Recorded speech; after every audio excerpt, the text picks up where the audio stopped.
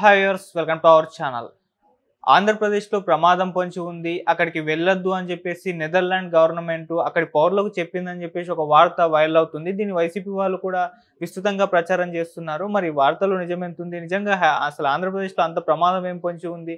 ఈ వార్తని ఈ విధంగా సర్క్యులేట్ చేస్తుంది ఎవరు? సో ఇప్పుడు ఇదే అంశం మీద డిస్కస్ చేయడానికి ప్రజెంట్ మనతో పాటు జగదేవ్ గారు సీనియర్ జర్నలిస్ట్ ఉన్నారు.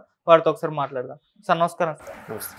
సార్ నెదర్లాండ్ అంటే ఏపీకి వెళ్ళొద్దని వాళ్ళ పౌరులకు చెప్పినట్టుగా ఒక వార్త సోషల్ మీడియాలో వైరల్ అవుతుంది సార్. మరి అంత ప్రమాదం ఏపీలో ఎందుకు పొంచి ఉంది? అసలు నెదర్లాండ్ ఎందుకు చెప్పింది? మరి దీన్ని సర్క్యులేట్ చేస్తుంది ఎవరంటారు సార్? ఇలాంటి గాలి వార్తలు ఇమీడియట్గా స్ప్రెడ్ అవుతుంటాయి. వాస్తవానికి ఏ కంట్రీ తీసుకున్నా, ఏ దేశం తీసుకున్నా ఆ దేశము బయట టూరిస్టులని ఆకట్టుకునే విధంగా టూరిస్ట్ ప్యాకేజీలు కానీ, టూరిస్టులు విజిట్ చేయాల్సిన స్పాట్ గురించి కానీ, లేదంటే పలానా ప్రదేశాలకు వెళ్ళేటప్పుడు ఒంటరిగా వెళ్ళకండి, లేదంటే పలానా ప్రదేశాలు ఈ టైంలోనే సరైన సమయం. ఇప్పుడు అమర్నాథ్ యాత్ర ఉంది, అది ఖచ్చితంగా ఆల్మోస్ట్ ఆల్ మన జూన్ 29 నుంచి రేపు ఆగస్టు 16-17 వరకు ఉంది అది. సో ఒక 45 డేస్ పాటు ఉంటుంది. బట్ జూన్ 29 కన్నా ముందే అక్కడ మొత్తం రోడ్ని క్లియర్ చేయడము, అక్కడ వెళ్ళి ఫస్ట్ అసలు లింగం ఏర్పడిందా లేదా, అక్కడ ముందు దాన్ని ఎవరైతే చేస్తారో వంశపారంపరంగా పూజారులు ఉంటారో వాళ్ళు ఇవన్నీ చేస్తారు. చేసినప్పుడు లైన్ క్లియరెన్స్ అని చేసుకుంటారు. చేసినప్పుడు గవర్నమెంట్ కూడా దానికి ఆ యాత్రకి ధైర్యంగా ఉండేవాళ్ళు, ఆరోగ్యం సక్రమంగా ఉండేవాళ్ళు, రకలాంటి అటాక్స్ జరుగుతాయన్నా కూడా పట్టించుకోకుండా ముందుకు వెళ్ళేవాళ్ళు, అటువంటి వాళ్ళు వెళ్ళడానికి అర్హులు అన్నట్టుగా కొన్ని నియమ నిబంధనలు పెట్టి పంపిస్తూ ఉంటుంది. అది ఏ దేశంలో అయినా సహజం. ఇప్పుడు మనకైనా ఈ టైంలోనే వెళ్ళండి. ఈవెన్ కేదార్నాథ్ ఉంది, కేదార్నాథ్ కూడా ఆల్మోస్ట్ ఆల్ మే నుంచి దీపావళి వరకు, అంటే May, June, July, August, September, October, అంతే ఒక 6 నెలల పాటు ఉంటుంది. తర్వాత వెళ్ళొద్దు, అక్కడ మంచుతో కప్పబడి ఉంటుంది, వెళ్ళిన ఉపయోగం ఉండదు, ప్రమాదకరం కూడా అన్నట్టుగా కొన్ని సంకేతాలు ఇస్తారు. అది గవర్నమెంటే డిక్లేర్ చేస్తుంది. అది ఈవెన్ మ్యాప్ పాయింట్లో కూడా ఇవి క్రిటికల్ పొజిషన్స్, ఇవి సేఫ్ జోన్స్ అని ఒక ఇస్తుంది. సో అలాగ ఇచ్చినప్పుడు మన దగ్గర కూడా కొన్ని అటవీ ప్రాంతాలు ఉన్నాయి. లేదా ఇప్పుడు మొన్న రీసెంట్గా ఒక ఎగ్జాంపుల్ కూడా మీకు చదివాను ఎక్కడో. ఇప్పుడు అండమాన్ నికోబార్ దీవులకి అక్కడ ఉన్న ఒక దగ్గర ఒక 40-50 దీవులు ఉన్నాయంట, చిన్న చిత్తగా అన్నీ కలిపి. సో వాటిల్లో ఒక దీవిలో సుమారుగా ఒక 300 మంది ట్రైబల్స్ జీవిస్తున్నారు. వాళ్ళకి బయట ప్రపంచంతో సంబంధం లేదు. బట్ అది ఆల్రెడీ గవర్నమెంట్ డిక్లేర్ చేసింది. అండమాన్ నికోబార్ కూడా, అండమాన్ దీవులు కూడా మన భారత భూభాగంలో భాగమే కదా అవి, కాకపోతే కేంద్రపాలిత ప్రాంతం. కాకపోతే అక్కడికి వెళ్ళొద్దు, వెళ్తే వాళ్ళు చంపుకు తినేస్తారు లేదా వాళ్ళు చంపేస్తారు అని ఒక మ్యాప్ పాయింట్లో కూడా ఇస్తుంది, వికీపీడియాలో కూడా మెన్షన్ చేస్తుంది క్లియర్గా. సో అట్లాగా కొన్ని ఆంధ్రప్రదేశ్ సంబంధించినవి కూడా ఏఓబి అంటారు, ఆంధ్ర ఒరిస్సా బార్డర్, అటువంటివి కానీ, లేదంటే శ్రీశైలం అడవుల్లో కూడా. మీకు శ్రీశైలం అడవులు ఉంటే గుర్తొచ్చింది, ఒక 10 years బ్యాక్ 12 years బ్యాక్ ఒక టీం ఇలాగే శ్రీశైలం అడవులో కూంబింగ్కు దాని మామూలుగా ట్రెక్కింగ్ టైప్లో వెళ్ళారట. వెళ్తే ఇంకా కొంత దూరం లేక రూట్ మర్చిపోయారు. మొబైల్ ఫోన్స్ అన్నీ స్విచ్ ఆఫ్ అయిపోయాయి, ఛార్జింగ్ లేదు, ఎటు వెళ్ళారో తెలియదు.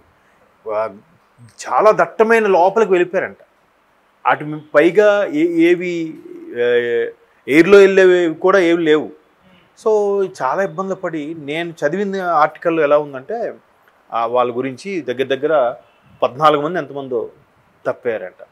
వాళ్ళు నానా కష్టాలు పడి ఏది పడితే తిని ఏది పడితే తాగి సుమారుగా ఒక 8 రోజులు 9 రోజుల తర్వాత ఒక సిగ్నల్ పాయింట్, ఒక చిన్న గ్రామం ఏదో కొనుక్కొని మొత్తానికి రాగలిగారు. ఈలోగా కొన్ని దగ్గరలో వాటర్ లేకపోతే, అంటే మరి నిజమా అతిశయోక్తిగా రాశారో తెలియదు కానీ, యూరిన్ పోసి క్లాత్లో పోసి పిండి దాన్ని వడగట్టి తాగాల్సిన పరిస్థితి కూడా వచ్చిందంట. అంత క్రిటికల్ అయిపోయింది వాళ్ళకి వాటర్ కూడా దొరక్క. సో బట్ ప్రాణాలు కాపాడుకోవాలి కాబట్టి సో వాళ్ళకి ధైర్యంతో మొత్తం చేశారు. అలాగా కొన్ని క్రిటికల్ పొజిషన్ ఉంటే వెళ్ళకూడదని మెన్షన్ చేస్తుంది. సో దాన్ని నెదర్లాండ్స్ వాళ్ళు మెన్షన్ చేసేటప్పుడు ఖచ్చితంగా కాశ్మీర్ లాంటి ప్రాంతాల్లో కూడా కొంత మెన్షన్ చేస్తారు. ఇప్పుడు ఇంకా కొంచెం ఇండియా గవర్నమెంట్ వచ్చాక ఫ్రీ అయింది, కానీ ఇప్పుడు తాకిడి యాత్రికులు కూడా పెరిగారు కాశ్మీర్కి. లేకపోతే అంతకుముందు అంత ఉండేవారు కదా, ఎందుకంటే ఎప్పుడు కర్ఫ్యూ విధించేవారో తెలియదు, ఎప్పుడే ఉండేదో కూడా తెలియదు. సో అటువంటి నేపథ్యంలో జాగ్రత్తగా వెళ్ళాలి, ఉండాలి, ఇక్కడ కొంచెం రిస్కీ ప్లేసెస్ అని మెన్షన్ చేసి ఉంటాయి. సో అట్లాంటివి మెన్షన్ చేసినప్పుడు అక్కడ నెదర్లాండ్స్ అంటే డచ్ వాళ్ళు అనుకుంటా, పుస్తకాల్లో రాసేవారు కదా. ఆ నెదర్లాండ్స్ వాళ్ళు కూడా వాళ్ళ పౌరులకి బాబు మీరు ఇక్కడికి వెళ్ళొచ్చు, ఇక్కడికి వెళ్ళకూడదు, ఇక్కడికి వెళ్తే బాగుంటుంది, అక్కడ ఉండే టూరిజం ప్యాకేజ్ కూడా చెప్తారు కదా. సో అట్లా చెప్పుంటారు. చెప్పినప్పుడు ఆంధ్రప్రదేశ్లో ఈ ఏఓబి ప్రాంతం కానీ లేదా శ్రీశైలం అడవుల్లో కొంత ప్రాంతం కానీ ఏమైనా మెన్షన్ చేసి ఉండొచ్చు. దాన్ని ప్రభుత్వం అంటే గట్టిన వాళ్ళు ప్రభుత్వంకి ఏదైతే అభివృద్ధి కోసమో పెట్టుబడుల కోసమో ప్రస్తుత ప్రభుత్వం కూటమి ప్రభుత్వం ఎంత ప్రయత్నం చేస్తుంది, ఈ ప్రయత్నాన్ని తిప్పికొట్టాలి, ఆంధ్రప్రదేశ్ని బదనాం చేయాలనే ఉద్దేశంతో కొంతమంది పని కట్టుకొని ఈ విధంగా బ్యాడ్ ప్రోపగాండా చేస్తున్నారు. ఆ బ్యాడ్ ప్రోపగాండా చేయడం వల్ల ఏమవుతుందంటే ఆంధ్రప్రదేశ్కి వెళ్ళకూడదు, రిస్కీ ఓదే అది ఊరికి జనరల్గా నిజం పెదవి దాటేలోపు అబద్ధం ఊరు దాటేస్తుందంట. సో ఈ బ్యాడ్ న్యూస్ అని బయటకు వెళ్ళిపోయే ఉండే ఛాన్సెస్ ఉన్నాయి. కాబట్టి ఇది ఖచ్చితంగా ప్రస్తుత కూటమి ప్రభుత్వానికి బ్యాడ్గా చేయాలంటే ఇంకేముంది, ఖచ్చితంగా ప్రతిపక్ష హోదా లేని ఒక ప్రతిపక్షం ఉంది వైసీపీ. సో వాళ్ళే చేస్తున్నారేమో అని ఒక అనుమానం.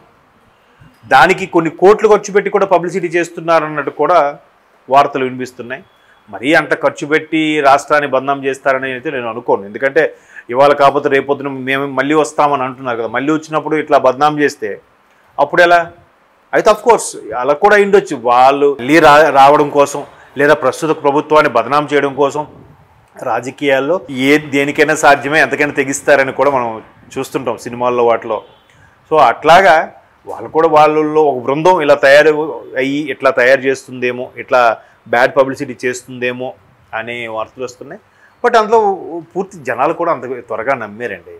వాళ్ళకి తెలుసు బాగా ట్రావెల్ చేయాలనుకున్నాడు, ఇక్కడికి వెళ్తే ఏంటి రిస్క్, అక్కడికి వెళ్తే ఏంటి రిస్క్, లేదా లాస్ట్ టైం నేను వెళ్ళాను బాగానే ఉంది, అది ఫేక్ న్యూస్ అట్లా అనేస్తూ ఉంటారు. రెగ్యులర్గా ప్రపంచ యాత్రికులుగా తిరిగే వాళ్ళు ఉంటే వాళ్ళు క్లియర్గా చెప్తారు, బాబు వేస్ట్, అదేం కాదులే బాగానే ఉంటుందని. ఇప్పుడు బెస్ట్ ఎగ్జాంపుల్ చెప్తాను, గోవా జనరల్గా చాలామంది వెళ్తుంటారు సరదాగా ఎంజాయ్ చేయడానికి. సో నా ఓన్ ఎక్స్పీరియన్స్ నేను ఫస్ట్ టైం గోవా వెళ్ళక ముందు కూడా చాలామంది చెప్పిందంటే గోవాలో చాలా రిస్క్గా ఉంటుంది, డ్రగ్స్ అవి ఎక్కువ యూజ్ చేస్తారు, ఒక్కోసారి పక్క వాళ్ళు యూజ్ చేస్తే పక్క రూమ్లో మనం ఉంటే మన రూమ్లో పడేసి వెళ్ళిపోతారు, పోలీసులకు అవి తెలియదు, అలాంటివి జరిగిన మిస్యూజ్ అవుతుంటాయి, చాలా ఇదవుతున్నాయి, అనవసరంగా అమాయకులు బలైపోతుంటారు, పైగా ప్రాస్టిట్యూషన్ కూడా ఎక్కువ ఉంటుంది, ఇవి రకరకాలు చెప్తారు. తీరా అక్కడికి వెళ్ళి చూసాక అంత ఇదిగా ఏమీ అనిపించలే. జనరల్గా ప్రతి దగ్గర గుడ్డు ఉంటుంది, బ్యాడ్ ఉంటుంది, బట్ బ్యాడ్ తెరవనికి ఎక్కడో నడుస్తూ ఉంటుంది. దానికి కొన్ని ఛానల్స్ ద్వారా వెళ్ళి బాగా పెద్ద పెద్ద నెట్వర్క్ వాళ్ళతో వెళ్ళి చేస్తే అవుతుందేమో తప్ప సామాన్యులకి అతగైతే ఏమి ఉండదు. నేను అలాగనే అనుకుంటున్నాను.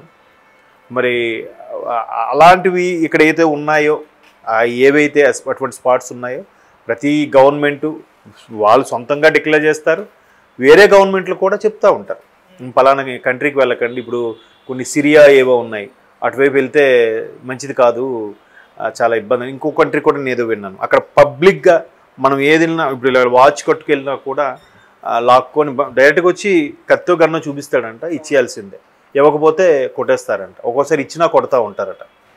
అట్లా నేను ఇద్దరు మిత్రులు చెప్పినప్పుడు కూడా విన్నాను. సో అటువంటి కంట్రీస్ ఉన్నాయి కాబట్టి వాళ్ళ పౌరులు ఆ కంట్రీస్కి వెళ్ళొద్దు అని ఓపెన్గానే హెచ్చరిక చేస్తుంటారు. ఇప్పుడు మొన్న రష్యాకి ఏంటది స్పెయినే కదా యుద్ధం జరిగినప్పుడు కూడా చాలా అన్ని ప్రపంచ దేశాలు ఏం చెప్పాయి, ఇటువంటి పరిస్థితుల్లో ఉక్రెయిన్కి వాళ్ళకి రష్యాకి జరిగినప్పుడు ఉక్రెయిన్ ఎవరు వెళ్ళొద్దు, చాలామంది మెడికల్ కోర్సులు చేయడానికి కూడా ఉక్రెయిన్ వెళ్తుంటారు, తక్కువ ఖర్చుతో అక్కడ జరుగుతుంటాయి పీజీ కోర్సు అని.